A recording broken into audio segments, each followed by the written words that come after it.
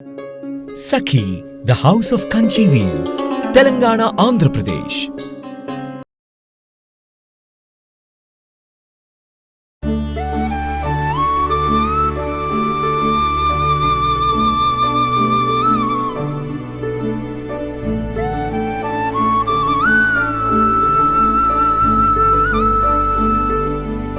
Welcome to Suman TV presents mom's kitchen. Devi నవరాత్రుల సందర్భంగా అమ్మవారి నైవేద్యాల్ని రోజుకొక నైవేద్యం చేసి మేమంతా చూపిస్తున్నాం, నేను రమగారు కలిసి. మరి ఈ రోజు నైవేద్యం ఏంటో ఒకసారి చూద్దాం. రమగారు, ఈ రోజు ఏం నైవేద్యం చూపిద్దామండి? వాళ్ళ పులిహోర చేద్దాం జయ. ఓకే. అమ్మవారిని హరిద్ర అన్నైకరసిక అని చెప్తారు. అంటే పసుపచ్చటి అన్నం మీద ఇష్టం కలిగిన తల్లి. ఆవిడకి ఏ పసుపు రంగు అన్నమైనా పెట్టచ్చు. మన పసుపు రంగు అంటే మనం పులిహోర చేస్తాం కదా. అన్నం ఒక గ్లాసు కొంచెం పొడి పొడిగా అయ్యేలాగా 1-2 కంటే కొంచెం తక్కువ నీళ్ళు పోసి కాస్త నూనె వేసి వండేసి పక్కన పెట్టుకుందాం. అది చల్లారేసరికి మనం తిరగమాత పెట్టుకోవచ్చు అనమాట. సో బియ్యం పెట్టేస్తాను, ముందు కుక్కర్ పెట్టేస్తున్నాను. ఓకే రమగారు, అన్నం అయిపోయింది కదా, ఇది పక్కన పెట్టేసుకొని మిగతాది మనం తిరగమాత పెట్టుకుందామా. ఈ లోపల మనం ఈ పులిహోర అంటే చింతపండు పులిహోర చేయొచ్చు, నిమ్మకాయ పులిహోర చేయొచ్చు, దెబ్బకాయ, మామిడికాయ, ఉసిరికాయ పులిహోర కూడా చేయొచ్చు. అయితే ఏదైనా పర్వాలా, పసుపు రంగు అన్నాం కదా, మనం ఇవాళ మాత్రం చింతపండు పులిహోర చేసుకుంటాం. అలానేనండి. ఓ మూకుడు విశాలంగా, తర్వాత అందులోకి మనకి సరిపడా నూనె. ఒక గ్లాసే కదా మనం చేయబోతుంది. అవును, ఈ మాత్రం నూనె వేస్తే సరిపోతుంది. తాలింపు వేసుకుందామా ముందుగా? తాలింపు వేద్దాం. కొంచెం నూనె వెచ్చపడి నీవు. మామూలుగా మనం ఎక్కువ పులిహోర చేసుకునేటప్పుడు పల్లీలు విడిగా వేయించి తోకంతా చక్కగా చెరిగేసుకుని పక్కన మనం వేసుకోవచ్చు. కాకపోతే ఇప్పుడు మనం ఏం చేస్తాం, పండక్కి బ్రీఫ్ గా గబగబా ప్రసాదం అయిపోవాలి కదా, అందుకని తాలింపులోని అన్ని వరుసగా వేసేసి చింతపండు కూడా అందులోనే వేసేసి అది పులుసు రెడీ చేసుకోవటం, అన్నంలో కలిపేసుకోవటం. మొత్తం కలిపి హార్లీ అన్నం వండటం ఒక 10 నిమిషాలు, తిరగమాత ఒక 10 నిమిషాలు అంతే. ఇది ఉండగానే అది కూడా చేసి పక్కన పెట్టుకోవచ్చు. చల్లారాక కలిపేసుకోవచ్చు కూడా. 10 minutes లో అయిపోవాలి. చాలా త్వరగా అయిపోతుంది. కొంచెం నూనె వేడెక్కనిచ్చి. అసలు పండుగ సందర్భం అంటేనే రకరకాల పనులు, కార్యక్రమాలు ఉంటాయి కదండి. అంటే అమ్మవారి అలంకరణ అవి ఉంటాయి, మనం తాంబూలాలు, 2-3 ప్రసాదాలు, మామూలు వంట, ప్రతిరోజు దేవుని రూమ్ మనం శుభ్రం చేసుకోవటం, ఇవన్నీ ఉంటాయి కదా. ఇట్లా కొంచెం త్వరగా చేసుకోగలిగితే ఎక్కువ నైవేద్యాలు పెట్టుకొని తృప్తిగా అమ్మ ముందు కూర్చోగలుగుతాం మనం. అదే, ఎక్కువ నైవేద్యం కాదు, ఒక నైవేద్యం చేసినా మనం పూజ చేసుకోవడానికి వీలుగా కావాలి కదా. అవునవును. అందుకని కొంచెం స్పీడ్ గా అయ్యే విధానం అన్ని చేసుకోగలుగుతామండి, టైం ఉందంటే. అంతే. దీనికి ఏం చేయొచ్చు అంటే, ముందే చింతపండు నానబెట్టి, ఒక గ్లాస్ బియ్యం, ఆ మాత్రం గ్లాస్ అనుకోండి, దానికి ఒక నిమ్మకాయ అంత చింతపండు సరిపోతుంది. దాన్ని వేడి నీళ్ళు పోసి పక్కన పెడితే శుభ్రంగా మెత్తగా అయిపోతుంది. పిసికేసి రసం తీసి పక్కన పెట్టుకోవాలి. మనం పులిహోర చేసేటప్పుడు మొదలు పెట్టకూడదు, అవన్నీ ముందు ప్లాన్ చేసుకోవటమే. ఇదిగో నూనె కొంచెం కాగింది. మామూలుగా 2 మెంతి గింజలు వేస్తాము, ఈ రోజు వేయట్లేదు. ఈ అమ్మవారి పులిహోర నైవేద్యాల్లో చేదు లేకుండా చేయాలని మీరు మెంతి గింజలు మాత్రం ఇవాళ వేయట్లేదు, మనం మామూలుగా వేసుకుంటాం. ఓకే, సరే. పల్లీలు దాంతోపాటే వేగిపోతాయి అన్నీ ఒకేసారి. కొంచెం మూకుడు మంది పెద్దదే కదా. పచ్చిశనగపప్పు, తర్వాత మినప్పప్పు, వీటితో పాటే మన ఆవాలు కొంచెం సన్నావాలు కాబట్టి కాస్త మెల్లిగా వేసుకుందాము. ఎందుకంటే ఆవాలు టప అని మొత్తం పైకి వచ్చేస్తాయి. అవునవును. తర్వాత కొద్దిగా పప్పులు వేగు మొహం పట్టాక, మామూలుగా కొంచెం దొడ్డాబాలు అనుకో ముందు వేసేసుకోవచ్చు. ఇవి సన్నావాలు కాబట్టి కొంచెం లేట్గా. ఓకే, దీంతో పాటు మనం వేయాల్సింది ఏంటి, ఒక 3 ఎండుమిర్చి, తర్వాత పచ్చిమిర్చి 2 చీలికలు చేసి పెట్టుకుందాము.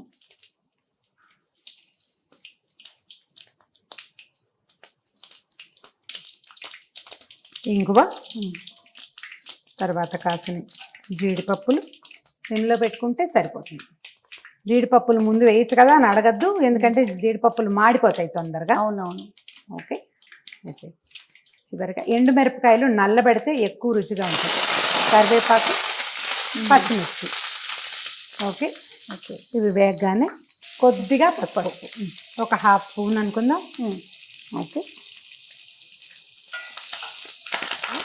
మనం సిద్ధంగా ఉంచుకున్న చింతపండు పులుసు.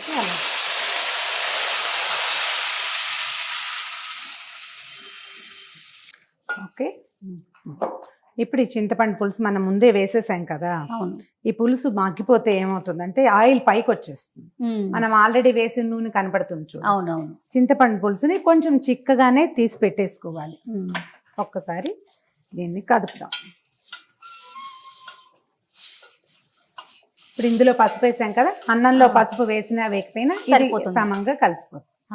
దీనికి సరిపడా ఉప్పు వేసుకోవటము, ఆ తర్వాత కొంచెం చిన్న బెల్లం వేసుకుంటే బాగుంటుంది. చింతపండు పులిహోరలో ఎక్కువ వేయద్దు, చాలా కొంచెం. చింతపండులో ఒక రకమైన వాసన చేసే గుణం ఉంటుంది, దాన్ని సబ్సైడ్ చేయడానికి. తర్వాత ఏమో అందులో ఉన్న కాస్త ఎంతో కొంత మనకి ఐరన్ లాంటిది ఒంటికి పట్టడానికి సరిపోతుంది. చింతపండు బెల్లం వేసుకోవాలని వేసుకోవాలి రమ్మగారు. ఉప్పు వేసుకుందాం కొద్దిగా, ఇది కాగానే ఇది దగ్గరకు వచ్చేసాక వేసుకుందాం సరిపడా ఉప్పు.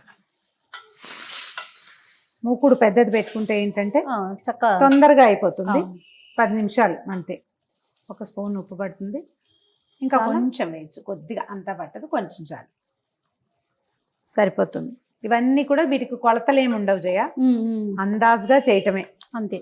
ఒక స్పూన్ ఉప్పు అంతే. ఓ నిమ్మకాయ ఎంత అంటే అది చిన్న నిమ్మకాయ పెద్ద నిమ్మకాయ అలాంటి పడకూడదు, ఏదో ఒక నిమ్మకాయ. ఓసారి చెడింది అనుకో సైజ్ కరెక్ట్ గా తెలుస్తుంది, అప్పుడు ఏ నిమ్మకాయ సైజ్ అనేది మనకు అర్థం అవుతుంది. మెల్లిగా నూనె వచ్చేస్తుంది చూడు. అవునండి. ఆయిల్ మరి కాస్త పైకి వచ్చేదాకా చేసుకుంటే బాగుంటుంది, సరిపోతుంది. పులిహోర పోపు కొంచెం ఎప్పుడు ముదురు వేపే ఉండాలి. లేత వేపు తెల్లగా తీసుకుంటే అది ఏమవుతుందంటే లైట్ గా కనపడుతుంది, అందంగా కనిపించదు అనమాట వస్తువు. ఇది చూడు, మనం చింతపండు విడిగా ఉడకబెడతాం మామూలుగా. అవును, మనం తాలింపులోనే వేసాం, మనం వేసిన నూనె అంతా వదిలిపెట్టే చక్కగా కదా. అవునండి. ఇది బాగా కలిసిపోతుంది. ఈ వేసిన పసుపు వల్ల అన్నానికి ఆ పసుపు అంటుతుంది. మనం పసుపు వేసి వండుకోవచ్చు, ఒక విధానం. అన్నంలోనే మనం కొంచెం పసుపు నూనె వేసి వండుకోవచ్చు. మనం అందులో పసుపు వేయలేదు కాబట్టి ఇందులో ఎక్కువ వేసుకున్నాం. సరేనా? కొంచెం గట్టి పట్టుకో చెప్తా. అన్నం చల్లారిపోయింది కదా పూర్తిగా, చల్లగానే ఉందండి.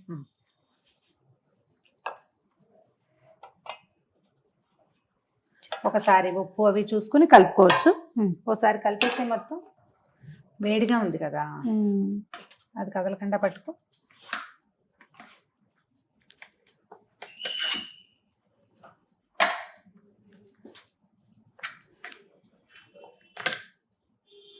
నీకు ఇట్లా ఒక్క క్షణం నూనె ఉన్నట్టుగా కనిపిస్తుంది, ఏం ఉండదు. తర్వాత కాసేపటికి అన్నంలో నూనెని లాగేస్తుంది.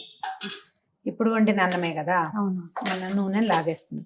మీ పులిహోరలో నూనె రుచి, నూనె వేయటం వల్ల నిల ఉంటుంది. ఇప్పుడు ఇవాళ చేసిన పులిహోర రేపు పొద్దుటి కూడా బాగుంటుంది, రుచిగా ఉంటుంది అందులో వేసిన నూనె వల్ల. అవునండి.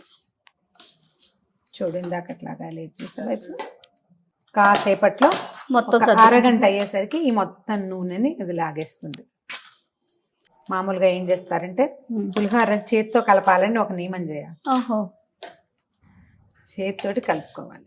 అది ఎట్లా అంటే పులిహోర మనకి ఇట్లా ముద్ద చేసామనుకో, ముద్దగా అయితే కరెక్ట్ పాళంలో ఉన్నట్టు, అది తర్వాత మెల్లిగా డ్రై అయిపోతుంది.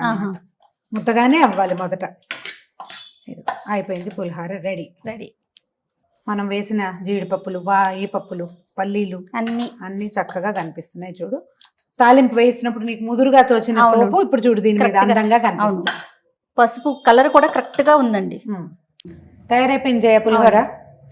ఇప్పుడు ఇది చింతపండు చేసాం మనం, కాకపోతే మనం నిమ్మకాయ అయినా తాలింపు వేసుకోవటం, నిమ్మరసం పిండి వేసుకోవటం. తాలింపు వేసి దబ్బరకాయ రసం, చింతకాయతో చేసేటట్టయితే చింతకాయ కొంచెం దంచి అది ఇందులో డ్రై పచ్చిదే కలిపేసుకోవటం.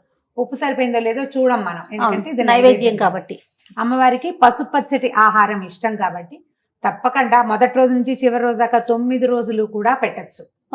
తొలి రోజు నుంచి మనం వీలుని బట్టి, ఏ రోజు కుదరకపోతే ఆ రోజు మానేసినా కూడా పులిహోర ఒక తప్పనిసరి నైవేద్యంగా కూడా చేస్తారు చాలా చోట్ల.